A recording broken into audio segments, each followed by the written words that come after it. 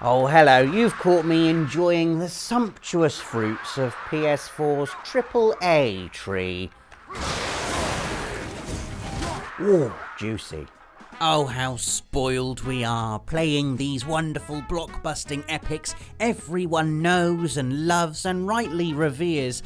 But actually, I don't think we fully appreciate how truly lucky we are on PS4. Yes, there's a vast catalogue of huge cinematic classics, but there are also a ton of critically acclaimed titles you might not know about. Games without which your life will undoubtedly be that little bit poorer. Here are 7 games with 90 plus on Metacritic you didn't even know were on PS4. Disclaimer, you might know these are on PS4, but 7 games with 90 plus on Metacritic you might know are on PS4 but probably don't doesn't really fit on a thumbnail. Anyway, we'll start with the most recent entry on our list. Divinity Original Sin 2, a massive top-down role-playing game currently basking in the red-hot universal acclaim that is a Metacritic rating of 92. Now, those of you familiar with Divinity Original Sin will no doubt have found news of the sequel's brilliance about as surprising as Sunrise, but for people like, say, Dave, for whom the letters R, P and G usually result in some kind of allergic reaction... What happened to you? Oh, I played something turn-based. For people like Dave, Divinity Original Sin 2 was like a lightning blast of brilliance on a clear, calm day. Simply put, it's a wonderful game, gorgeous to look at while retaining the feel of a good old-fashioned top-down RPG. Brilliant writing, customizable characters, so much to interact with, so many choices to make. Divinity Original Sin 2 manages that rare balancing act of being deeper than the Mariana Trench, but somehow wonderfully accessible at the same time. And you can play it co-op too if you like, and tackle Divinity Original Sin 2 with your friends. This is pure adventure, and if you've been unaware of its existence on PS4 until now, you need to get this played, regardless of whether or not you're usually a fan of RPGs. Entry number 2 is Celeste, and to be honest, I think this game is underrated, if anything, despite the fact it's sitting pretty on a Metacritic rating of 91. Now, I know what you're thinking, people who like modern graphics. This looks distinctly retro, how can it possibly be as good as you say? Well, just try it, okay? Celeste is, on the surface, a 2D platformer about a young woman called Madeline attempting to climb Celeste Mountain, a mythical place with the power to manifest one's inner turmoil into physical reality. It's from the same team that brought you Access lunchtime favourite Towerfall Ascension, and shares that game's tendency for testing your reactions to the limit. To ascend Celeste, you'll need to master Madeline's platforming moveset, in particular a once-per-turn mid-air directional dash that only refreshes once you land or reach specific items that fuel it up again. In short, it's hard, and normally the type of thing I'd play for 20 minutes and then give up on, But Celeste is too compelling to ignore. The story too emotionally raw, the soundtrack too good. Plus, you'll become invested in Madeline's struggles against her inner demons, her ascent both a literal physical test of endurance and dexterity, while simultaneously a metaphorical battle against mental illness. Celeste was born from a 4-day game jam, a rare gamma-ray burst of creativity crystallised in downloadable form on PS4. Please, will you just play it? Entry 3 is Shovel Knight, a love letter to old-school platformers that's far more than just a pleasing slice of nostalgia, as evidenced by a mighty Metacritic rating of 90. Yes, it brings back happy memories of hopping sideways through fiendish obstacles back in the 80s, but even if you're not as old as me, there's plenty to love about Shovel Knight. It's funny, it's inventive, it's charming. When you're playing it, you cannot help but smile. Your main weapon is a shovel. It's a benign instrument. This isn't a sword or a gun.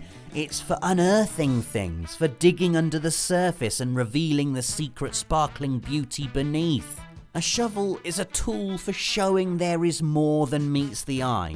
So why not use your metaphorical one and dig Shovel Knight out of PSN and give it a whirl? You will not regret it, except maybe when you uncover the secret boss fight against Kratos that's exclusive to the PlayStation versions and get your ass handed to you in a Greek vase. Still love you though, Kratos, obviously. Entry 4 is a game that, when I explain it to you, is going to make me sound like a warbling, pretentious fart, but hang in there because it's well good, I promise. Flower, originally released on PS3 and then remastered for PS4 in 2013, is a game about feelings. You control the wind and you're blowing petals in a literal sense across beautiful fields, but really you're blowing them across a colourful spectrum of emotion.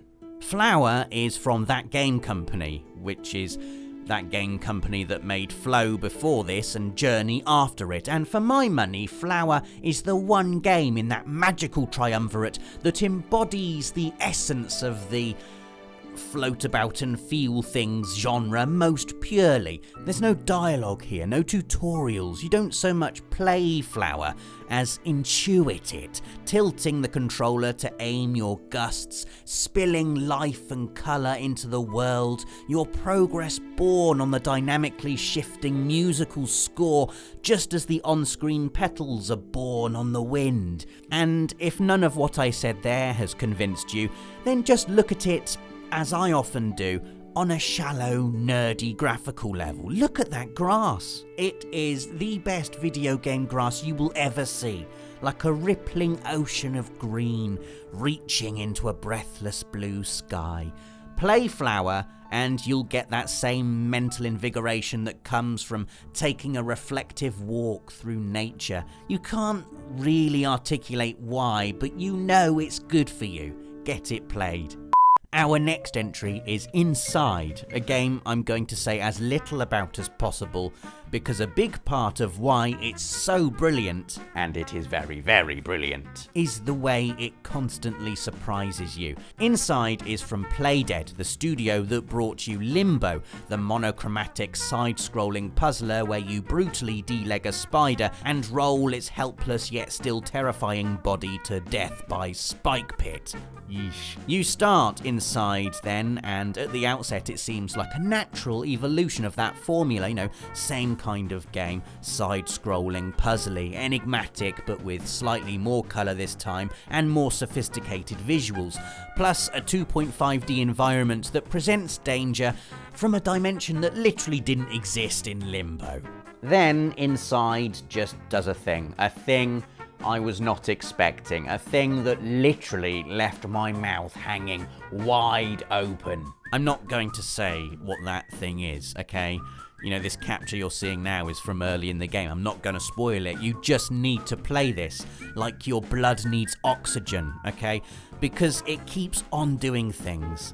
Inside continually innovates and shocks and astounds. The game is 3 hours or so of what I imagine were only the very best ideas the studio came up with when they were making this.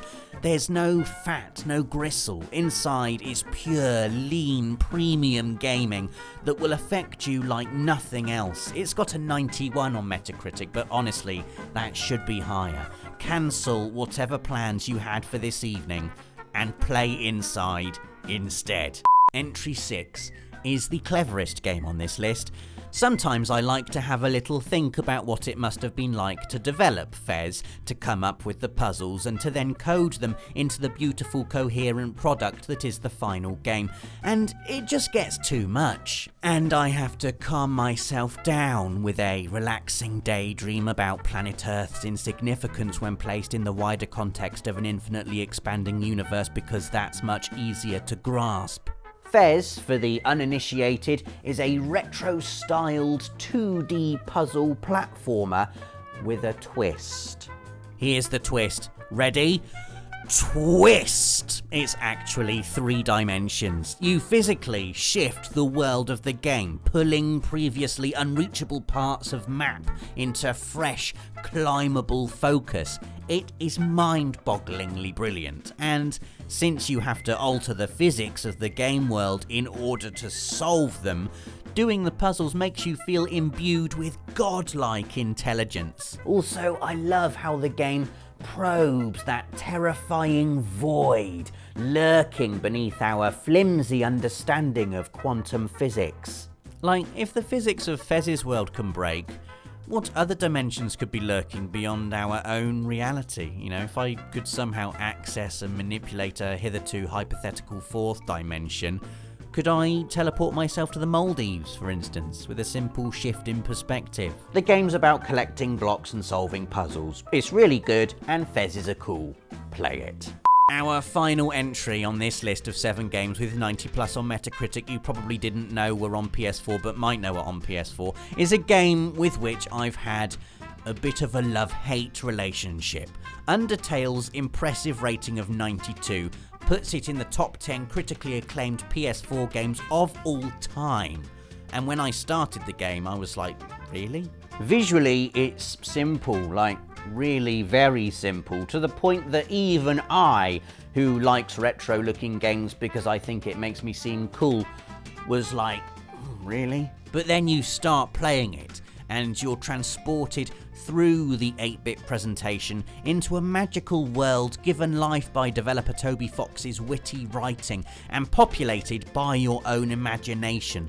It's a charming place to be. The characters are weird and memorable. The music is enchanting and it's funny, like really funny. Right at the beginning, you're given a combat tutorial by Flowey, who tricks you into being damaged by picking up what they describe as friendliness pellets, when in actual fact, Flowey wants to kill you.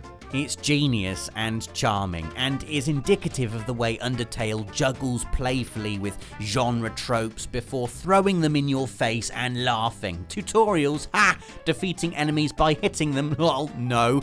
You've got to compliment them, obviously. It's this abundance of original ideas weaved together with a joyous, touching and hilarious script that ensures Undertale bursts to life in your mind with a vividity that soars far beyond the cute 8-bit visuals.